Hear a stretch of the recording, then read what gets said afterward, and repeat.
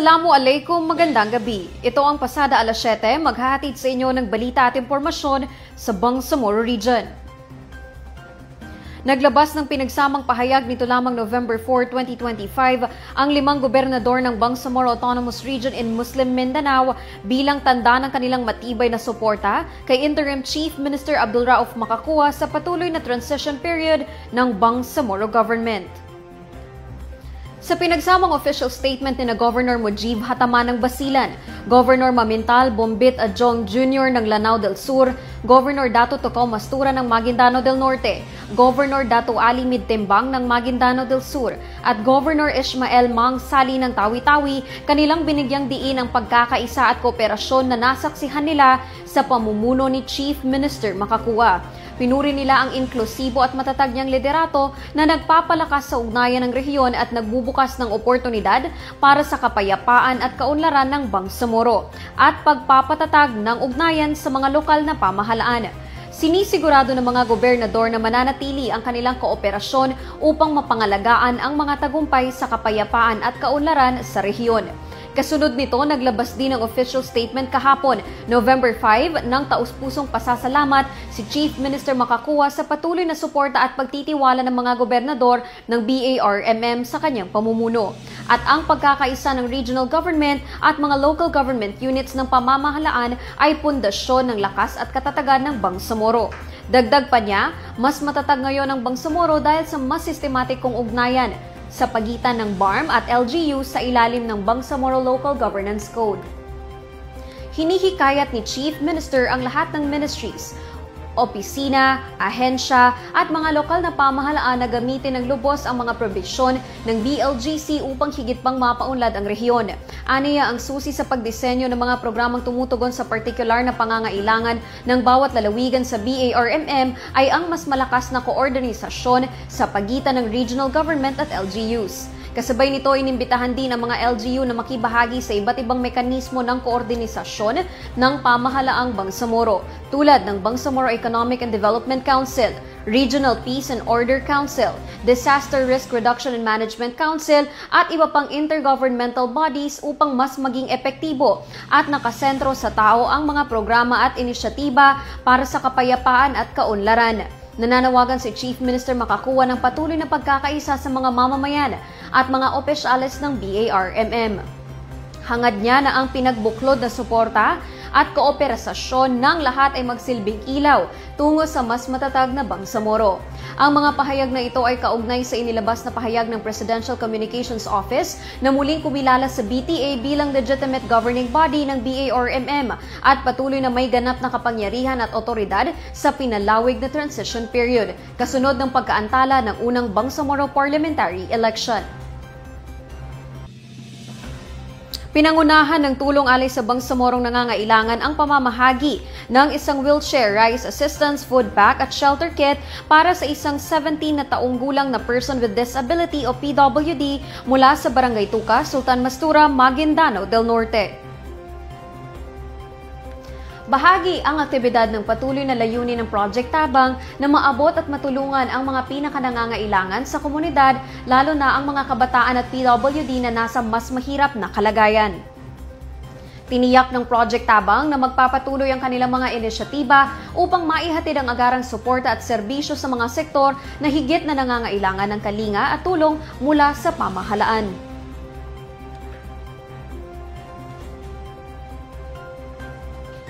Formal nang inilunsad ngayong araw ng PhilHealth Insurance Corporation o PhilHealth katuwang ang Civil Service Commission BARMM ang programa nitong Yakap sa Kalusugan ng Pamilya o Yakap Program na layuning masiguro ang tuloy-tuloy na access ng publiko sa preventive care at mga serbisyong medikal sa mga accredited health facilities sa buong bansa. Ang detalye sa report ni Johan Onayan. Sani puwersa ang BARMM PhilHealth Regional Office, Civil Service Commission, Cotabato City Health Office, Bangsamoro Doctors Hospital, Eros Medical Clinic at mga ahensya sa ilalim ng Bangsamoro Government sa formal na paglulunsad ng Yakap sa Kalusugan ng Pamilya o Yakap Program sa Bangsamoro Autonomous Region in Muslim Mindanao. Ang Yakap Program ay bagong inisyatiba ng PhilHealth na ang ibig sabihin ay yan ang alaga at kalinga para sa pamilya, layunin nitong mas mapalapit ang PhilHealth sa mga miyembro, lalo na sa mga pasyente at pamilyang humaharap sa mahaba at kritikal na gastusin gaya ng dialysis, cancer treatment, heart operations at iba pang malubhang karamdaman. Sa ilalim nito, hinihikayat ang bawat pamilya na magpatingin ng regular, magpa-screening para sa mga karaniwang sakit tulad ng diabetes at alta presyon at magpakonsulta para sa tamang nutrisyon at healthy lifestyle. Ayon kay PhilHealth Public Affairs Unit Head Amir Hamza Lukman, ang YAKAP program ay bukas para sa lahat ng pamilyang Bangsamoro sapagkat ang programa ay family-centered care. Ngayong araw, we are launching what we call PhilHealth Yaman ng Kalusugan Program. Isa po itong primary care benefit na hindi naman to bago sa atin kasi nagsimula ito mula sa konsultasyong sulit at tamang program at ini-improve naman natin ito, mas pinalawak ang coverage, mas maraming benefit at sinasama na natin yung dalawa pang programa ng PhilHealth, ang gamot, PhilHealth Gamot at saka ang PhilHealth Cancer Screening. So, in short, ang Yaman ng Kalusugang Program primarily aims na mapalayo sa sakit ang bawat Bangsamoro o ang bawat Pilipino sa ating rehiyon. Para kanino ang YAKAP? Ang YAKAP ay para sa bawat Pilipino. Ikaw na miyembro, ang iyong mga beneficiaries, ibig sabihin ang asawa mo, ang mga anak mo, at ang iyong mga magulang. So, in general, covered po ang bawat Pilipino. Ito po ay ma-avail sa ating mga accredited YAKAP facilities. At this is not limited to one YAKAP clinic in one municipality. If meron pang pwedeng mag-provide na private or government facility, we will accredit them for as long as they meet the requirements of being a YAKAP facility. Then, ang maganda po dito, we will make this accessible to every Filipino, whether to every Bangsamoro in this, for that matter, na kahit na ikaw ay taga Tawi-Tawi, Basilan, Sulu, Maguindanao, or Lanao, meron kang mapupuntahan na YAKAP clinic. Kabilang sa serbisyong ibinibigay sa YAKAP program ang libreng konsultasyon sa mga accredited primary healthcare facilities, health assessment at regular check-up, vaccination at medical counseling at referral system para sa ospital kung kinakailangan. Ang Bangsamoro Region ay mayroon ng 159 accredited facilities kung saan maaaring magpa-check up ang ating mga kababayang Bangsamoro. Kabilang na dyan ang Cotabato Regional and Medical Center, Basilan Medical Center, Isabela City Health Office, Amay Pakpak Medical Center at Tipo-Tipo Rural Health Unit. Para makapag-avail, kailangan lamang magparehistro sa pinakamalapit na PhilHealth Consulta Provider at mag-update ng personal records sa PhilHealth Member Portal. So, mula sa pagbisita mo sa YAKAP Clinic, ikaw ay mabibigyan ng reseta ng gamot. Dito naman papasok ang PhilHealth Gamot. So, ang PhilHealth Gamot, meron po tayong covered na 75 medicines. Libre po ito. Kada miyembro ay entitled tayo ng 20,000 pesos a year to avail for a PhilHealth Gamot. Ito ang tinatawag na guaranteed, accessible medication for outpatient treatment. Aside from the PhilHealth Gamot, meron tayong tinatawag na outpatient cancer screening. Ito naman ay kung makikita ng ating PhilHealth, ang ating YAKAP doctors na kinakailangang magkaroon ng cancer screening, ay ire-recommend nila ito sa ating membro. For BARM, right now, we have 7 YAKAP screening facilities. 7 for now, and we are confident that in the months to come, mas dadami ito, provided that, again, they meet our requirements. So for Cotabato, Maguindanao, and Lanao, we have Amay Pakpak Medical Center, Cotabato Sanitarium, and Cotabato Regional Medical Center. So it's very accessible. Mula po sa inyong Philippine Health Insurance Corporation, kami po ay nananawagan sa ating mga kababayan dito sa Bangsamoro Autonomous Region in Muslim Mindanao. Una, i-check natin kung tayo po ay PhilHealth member. Then, kung hindi tayo PhilHealth member, tayo po ay bumisita sa ating nearest local health insurance office para magawan ng membership. Pangatlo ay pumunta po tayo sa ating accredited integrated yakap facility para tayo ay para ma-enjoy natin itong Yaman ng Kalusugan program. Sa ngayon, libu-libong health facilities na sa buong bansa ang bahagi ng programa at target pa nitong palawagin ang PhilHealth sa mga susunod na buwan. Johan Unayan, BIO News. Pinangunahan ng Philippine Statistics Authority BARMM katuwang ang Bangko Sentral ng Pilipinas Cotabato Branch ang closing ceremony ng 36 National Statistics Month na may temang Accelerating the SDG Pace of Progress, Mobilizing Data for All. Idinaos ang seremonya noong November 4, 2025 sa Glamour Convention Hall, Cotabato City.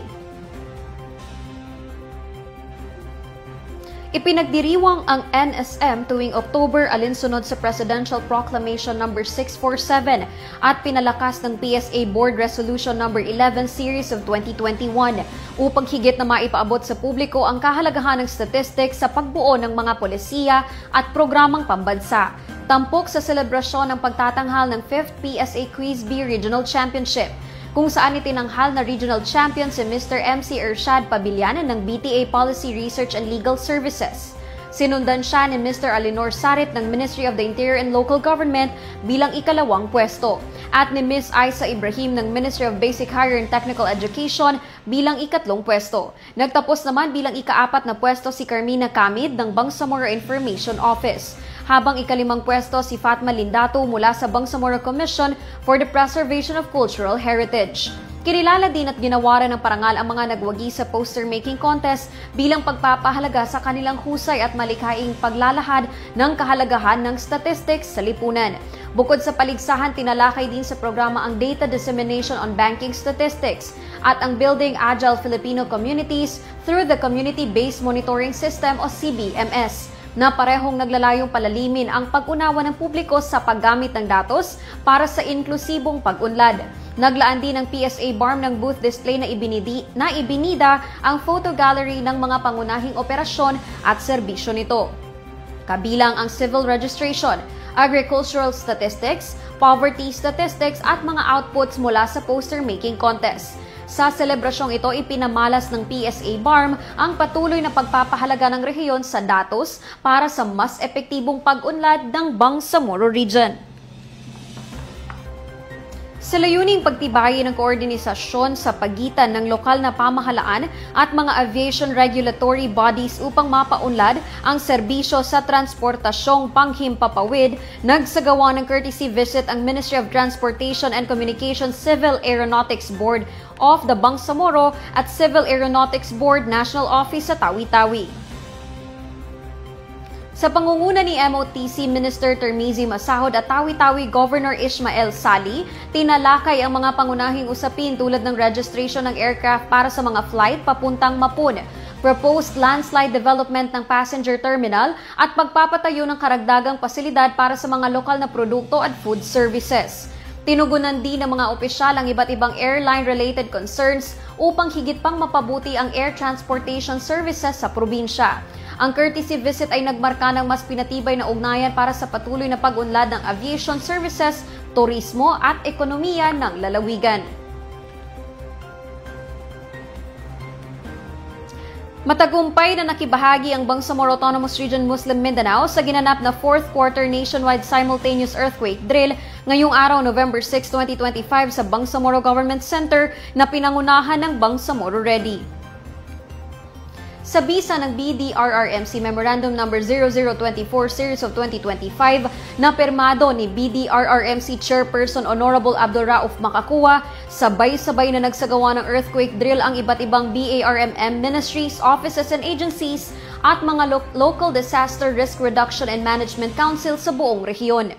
Live na napanood sa official Facebook pages ng Bangsamoro Ready at Civil Defense PH ang online ceremonial pressing of the button na nagsilbing hudyat sa pagsisimula ng drill. Layo ng NSED na patuloy na suriin at paigtingin ang kahandaan ng mga institusyon at mamamayan sa harap ng banta ng lindol, kabilang ang pagpapatibay ng mga polisiya, plano at sistema ng pagtugon sa sakuna sa buong bansa.